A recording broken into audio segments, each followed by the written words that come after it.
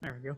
Welcome to Principles with Cory and Logan. I'm excited about our guest today. I know you're going to receive a ton of value from our guest today because I receive a ton of value every time I get a chance to talk to him. I always walk away encouraged and motivated, and really someone, I guess we met probably a couple months ago and he reached out to me, and I'm just glad really to get the opportunity to get to know him. He's an entrepreneur. I think he's an innovator, and you can tell he truly cares about other people. And, you know, a lot of people can say that, but our guest today, I see him actually taking action on some of that. Things he's giving back and doing in our community, I think it's an awesome thing. So today I want to welcome Shawn King to the podcast. Welcome, Shawn. Thanks, Cory. Appreciate you having me. Yeah, I know it's kind of the power of Facebook. I feel like I knew you before we even sat down and went to lunch that day. It's just learning what you do and how you do it. And the people, we had some mutual friends in common. And so just a power of learning about people even through a kind of a virtual world we're in now. So, yeah, social media gets a lot of flack, and there's good reason to, but man, there's some power in that. You're connected to pretty much anybody, and you can learn anything you want to, and connect with people too. So there's some power in that. So kicking us off today, Shawn, there's a question I always like to ask because the podcast is called Principles. And one of our goals is really to encourage, motivate, and inspire other people through stories. And we all have these values and principles we live by. So what are some of your core values and principles that you personally try to live out? Yeah, you know, Cory, I was blessed. I worked for a company that believed in personal development. And in 2004, I was sent to a class, the Stephen Covey's class on 7 Habits of Highly Effective People. And although I don't remember over those 3 days of content what really all we talked about, but the one thing that came out of that was we developed our personal mission statement. And it took some time, several hours of brainstorming. But what came out of that is something I've tried to live my life by the last, 16 years or so. And that's this, that I want to positively encourage every person that I come in contact with by promoting hope and encouragement. And so, my life is lived by that. And that's, again, when you put that down on paper and that's what you say, it's kind of like saying, I want to be the healthiest person in the world. You're going to be have less opportunity to put junk food in when you're like that. So I try to live that way. Don't always achieve it, but that's kind of my life's mission statement, if you will. And I love that. John Maxwell talks about people are like elevators. You can bring people up, and there's some folks that just bring people down. And I love that. You want to positively encourage every person you interact with. And I'm sure sometimes we all miss the mark on that, but man, if that's what you're striving, you keep in that forefront of mind, that affects every interaction. Man, that's awesome. I love that. So good stuff, Shawn. So Shawn, like I said, is an entrepreneur. But Shawn, tell us a little bit about your background. Share with us your story. How did you get to where you are now? Well, let's see. I was born and raised in West Monroe Louisiana, the northeast part, and for there, my whole life, for 35 years, that's where I stayed. And then I had a company that I worked for in the pharmaceutical industry that had an opportunity to go into management and move to Georgia. From Georgia, I moved up back to closer to home, Southaven, Mississippi, and that's what got me to Mississippi at the time. And so had an opportunity in about 7 years ago to be approached about a potential opportunity to own my own business. And so, although my background is all in finance, I was in banking and investments for about 13 years and pharmaceuticals for 14. I kind of feel like I've come back full circle into the financial arena again now as a State Farm agent. And for me, it's always been about people and what I can do to help people in whatever I'm in. And so somebody asked me, not too long ago again, why'd you come to Tupelo? And the question is, I don't know. I mean, I say that kind of tongue in cheek. This was never a place on the radar for that, but we had an opportunity to stay close to where I'm from. My parents were willing to move to where I was going to be, wherever that would be, Tupelo or wherever. And my wife's family lived here in Tupelo, and so we made a home. This is a fantastic place to raise a family, and so for us, it's the home we have. Somebody said you grow where you're planted, right? And so here we are 5 years later and making a career in a new business out of the situation. My wife is at-home mom, works out of the house, and between the two of us, we have 5 children. So we certainly have a big why to do what we do. And I've got children ranging in age from 21 down to 2. So that has a lot of challenges and blessings in itself as well. So that's a little bit of background there, I guess. Yeah, that's great, man. And you and I had this conversation about not really why moving back to Tupelo. I mean, we were the same way, right? We felt really drawn to move back to Tupelo, Mississippi. And I don't know how many people I've talked to over the last few months that are the same way. So you and I are both people of faith, and I really feel like God's about to do something incredible in our community. And anyway, that could be a long conversation in of itself. But I'm curious. You're very people oriented. Is that something that was instilled into you when you were young, or did you grow into that? Yeah. So my dad retired in banking. He was in banking for over 30 years, and he never, ever met a stranger. I always, as a joke, say if my dad was in a commissionable sales job, I'd be living on a trust fund right now. He just was that good about relating to other people. And so that's just kind of in my DNA. That's who I grew up. I'd rather hang out with adults, and listen to what they had to say. And so I think that's just part of who I am. I certainly developed that. Maybe that's why I got C's in conduct in school, because I talked all the time, so you kind of get it naturally. But I'm just interested. I used to say that the show Survivor, that's still going on now, 20 seasons later, I would have gone on the show not to win $1 million, just to hang out with 16 other people for 39 days and find out what makes them tick. Like, I love just trying to get inside the head and understand other people. I guess it's just how God created me, to be honest with you. So. Yeah, I can relate to that, man. I really can. I just love people's stories, and like you said, what makes them tick, and you can learn. I guess I love hearing people's stories, but man, you're always digging nuggets and lessons you can learn from anybody. Earl Nightingale's famous for saying, you're the average of the 5 people you spend the most time with. And I think it's so important that we try to surround ourselves, not to exclude ourselves, right? I mean, Jesus was hung out among the thieves and prostitutes, but you have to be able to relate to all people. But it's so important to surround yourself with people that, as you said earlier, lift you up, right? And that's why I really wanted to try to get to know you and so many other great people around here, to find out how we can make this area that we call home now, a better place. So. That's good stuff. That quote you mentioned, you're the average of the 5 people you hang around with the most. I heard a kind of a modification of that. Your bank account will be the average of the 5 people you hang around with the most. And you think about that. I mean, you think about that, your mindsets are all probably the same. You go out to eat, you probably eat same kind of food. If you're eating with 5 people you hang out with, they're healthy mindseted people, or you're probably going to get the salad. If not, you eat the cheeseburger. Your financial habits are probably very similar as well. So I firmly believe in that. And I think that just to dovetail on that, that's why it's so important to figure out what you want in life. Like, what is your aim? And then to find those people who are successful in that lane or related to that lane that you're in, and then go sit down and break bread. People want to give back. People want to share intuitively. That's just how God designed us. And so I think success leaves clues. So go find people that you want to be like or emulate part of. Spend time with them. They're willing to give back and tell you what they've done to be successful. Yeah.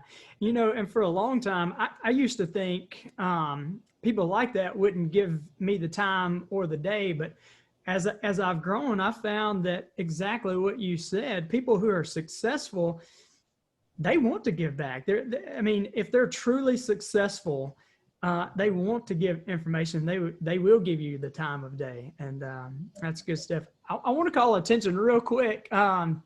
I just noticed that the painting that is behind you, there was a drawing. I can remember that really made an impact on me, probably when I was in middle school, high school, somewhere I was younger. I remember seeing a drawing like that with a turtle on a fence post. And I was just staring at it. And I think it was my teacher came up to me and said, he didn't get up there by himself. And that's all they said. And I just really thought on that. And, as you probably know, and you can probably finish it out if you want to, but why that picture?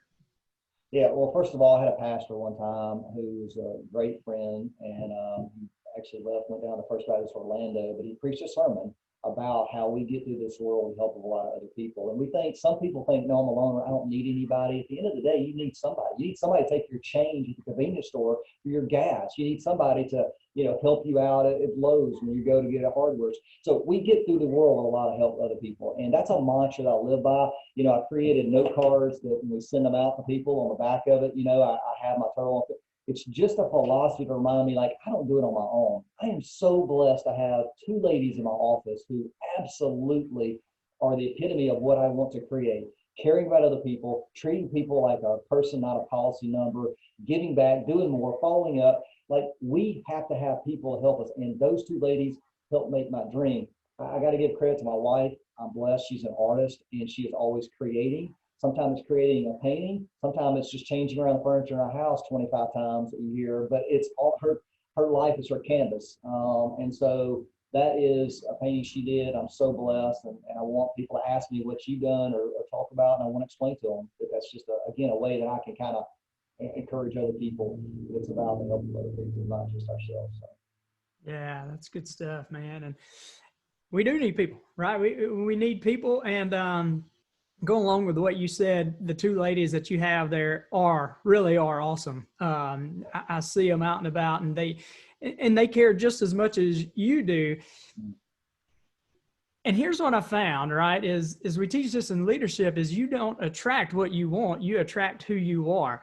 So people that have that heart that you're wanting, you've attracted that, man, and you attract who you are. So you've attracted people like that to your team. So that's really powerful. So, yeah. So I kind of want to dig back into jumping into entrepreneurship. Has that been something that you've always kind of thought about yourself, or did an opportunity, just the door open and said, hey, I see an opportunity, I'm jumping in?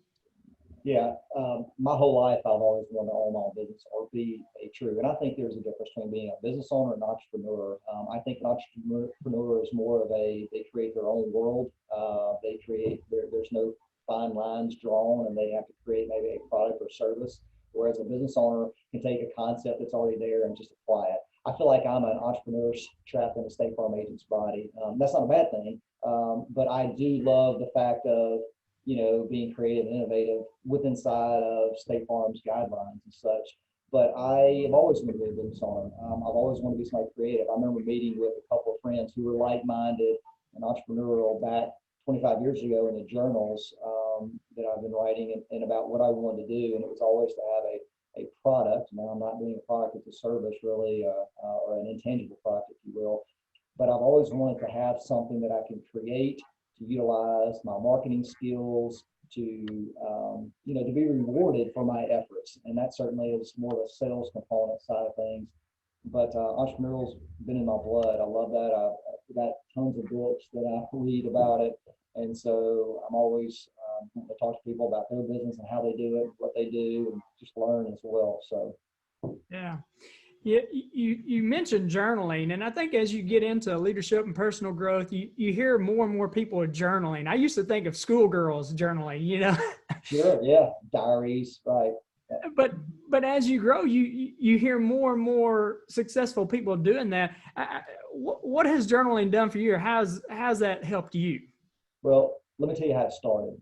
So my parents went through a rough patch back when I was late in college, and I don't mind saying they were separated for a period of time until they reconciled, and I'm very blessed the Lord rescued that marriage. And there was a counselor who I went with them on, who suggested that during this trying time to start journaling, and that's what kind of it bore out. It was just to kind of get my thoughts out at the time. Thankfully, I kept that up 25 years later, and I don't know what it'll be worth one day to my children, but I just pray they can go back one day and look at, March 26th in, 1997 and see my thoughts about what I failed at, what I want to be better at, what I thought I did good at on different days, but really get to know their dad from a more deeper level. I don't plan to be anybody famous, that those will be worth anything one day. But I tell you, it is one of the best things I do because it gets my thoughts out of my head. When I'm frustrated, I can write things down, and it's just that act. I mean, all experts can tell you, psychologists, that journaling is one of the best things. But it's also a concept where you can go back and see your improvement over time as well. And there will be times where I go back and I do look at a couple of years ago and what I was thinking and what I said and what would I do differently. I cannot tell you the value, the massive value out of journaling. I encourage you, wherever you are, start now, and keep it going. So yeah. You have like a rhythm that you go with, or you do it daily, or what do you do?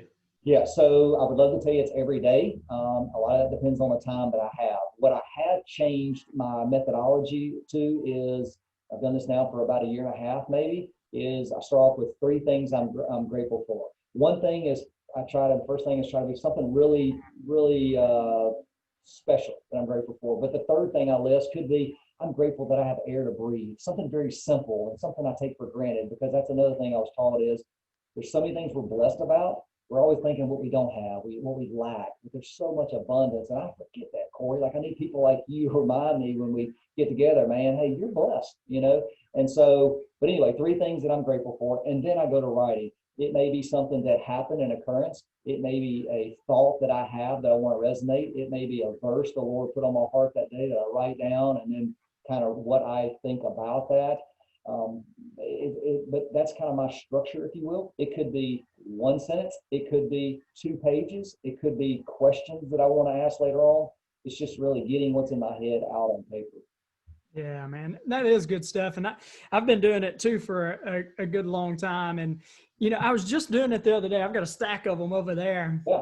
And I went back to last year, the date from, whatever day it was a year ago.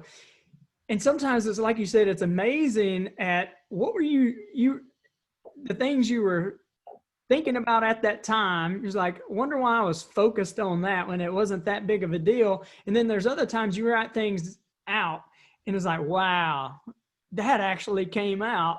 Like, it's an idea and it's like, wow, God bless that. Or there's a prayer that you've got down there and it's like, wow, God truly blessed that and actually showed up more than what my prayer is saying here, man. It is. And I wondered for a while why it was so powerful.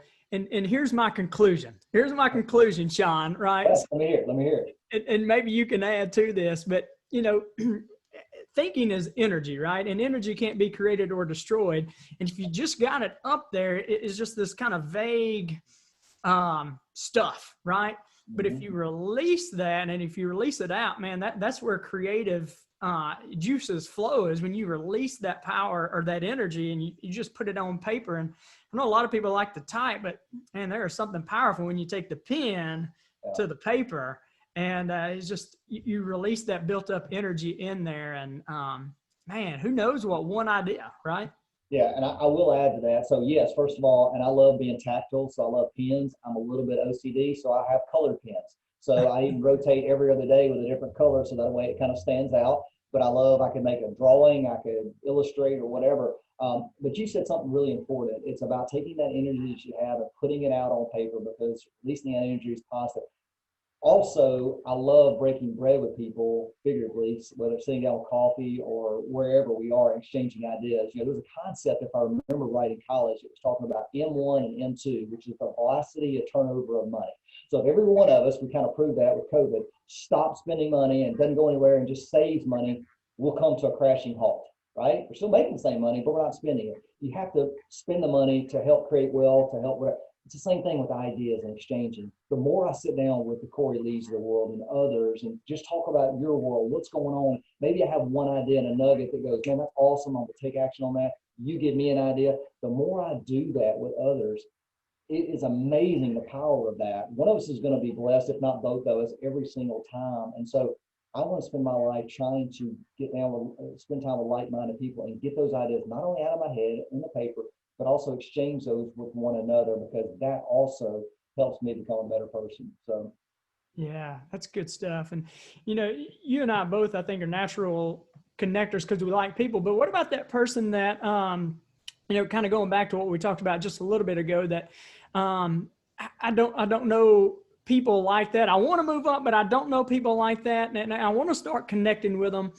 And maybe they jumped out there to reach out to somebody that may have some success and they want to learn from them. What advice would you give going into that conversation? Anything you would kind of give to set them up? Well, I tell you, you know, for a long time, I grew up in a church, and it was a church I knew. I didn't really know what it's like to be a visitor because I went to that church all the time. But when I moved to Georgia and then moved to Southaven, that's where I became uncomfortable. It's very hard to show up at church kind of cold, right?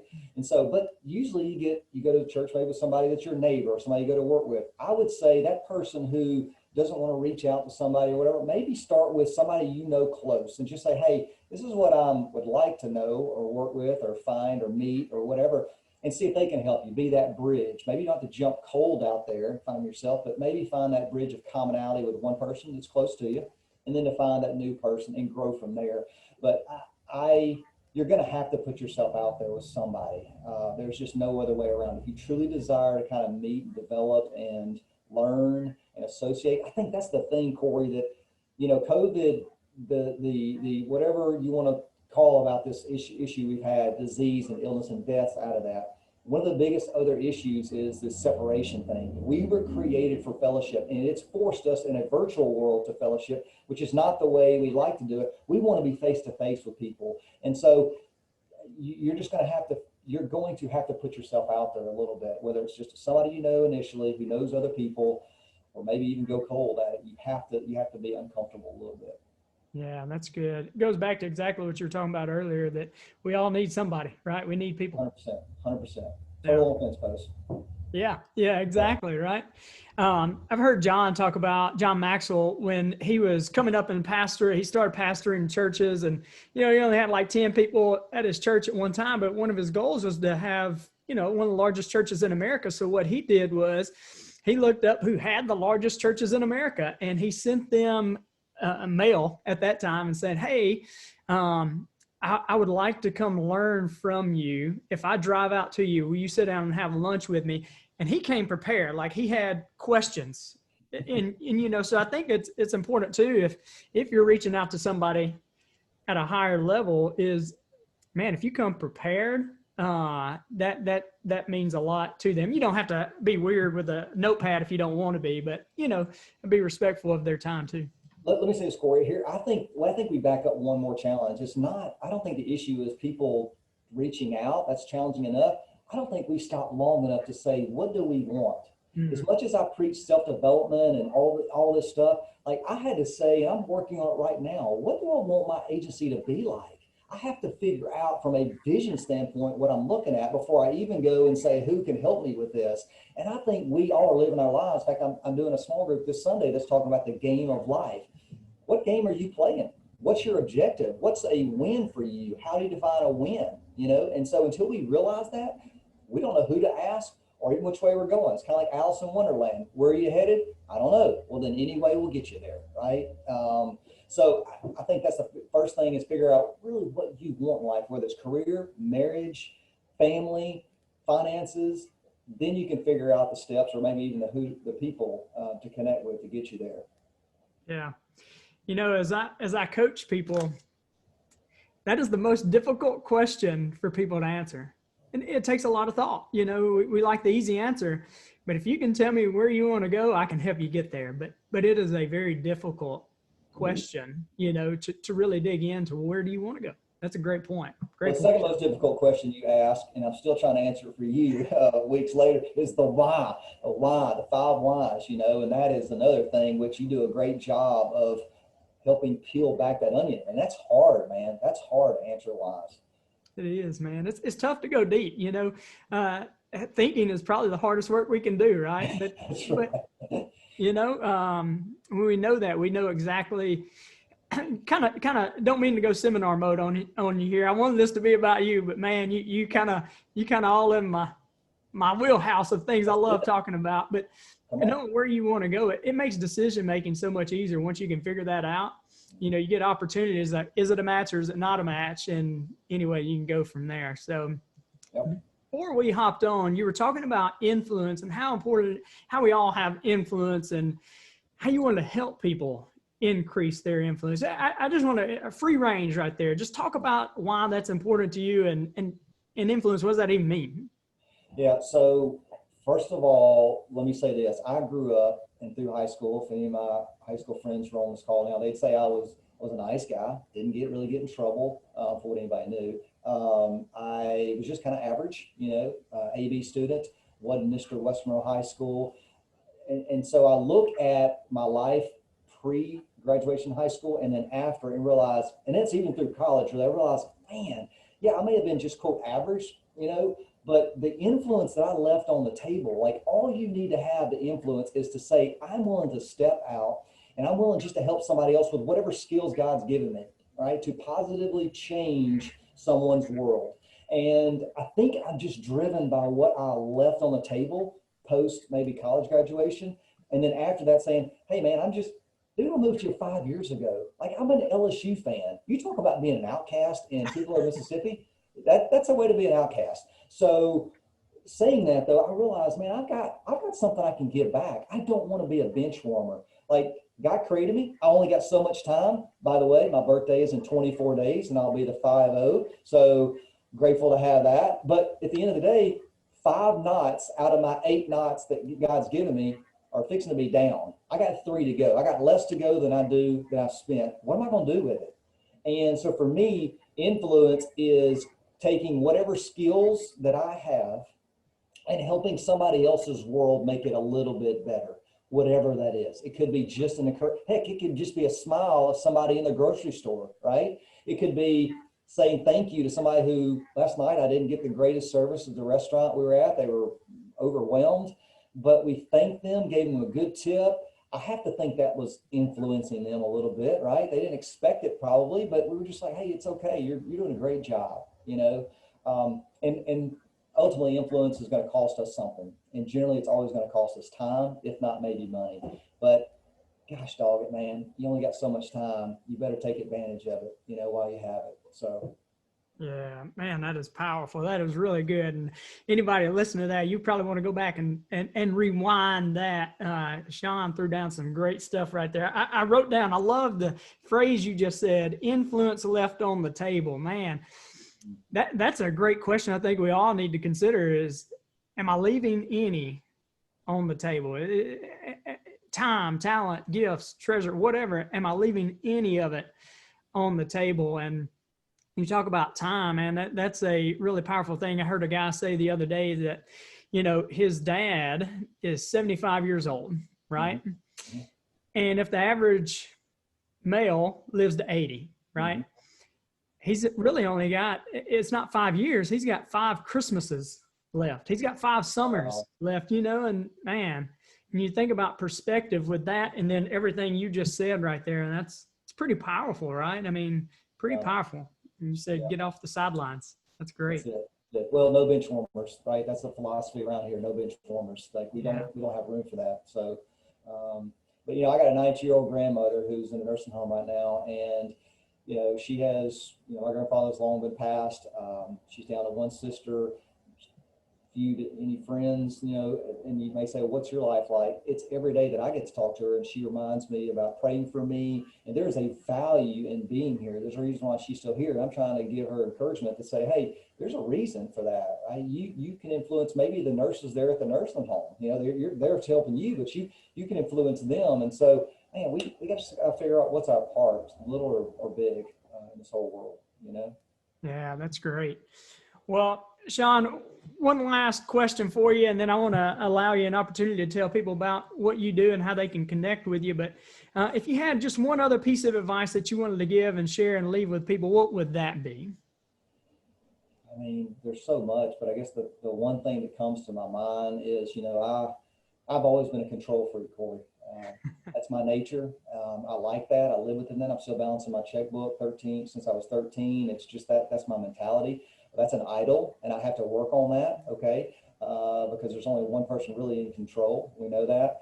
But the verse in Proverbs where it says, the Lord may, you may make your plans, but the Lord determines your steps. It's something I've had to continue to remind myself that no matter how much I want to try to write my story, and it's all about casting the vision. It's all about creating your future. And there's a lot that I have to do with that. God's not going to move. He's going to move a moving car easier than a parked car. Okay. We know that.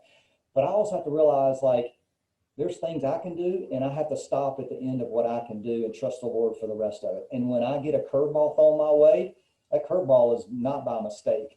And I've got to take, there's a book out, I forget the gentleman that wrote it, but it's called Obstacles Away. Obstacle is the way to where we're going. It's those obstacles that make us, better. It's working out and breaking our muscles down and build them back up to make us stronger. And so my best part of advice would be to accept those things that are challenging in our lives as opportunities.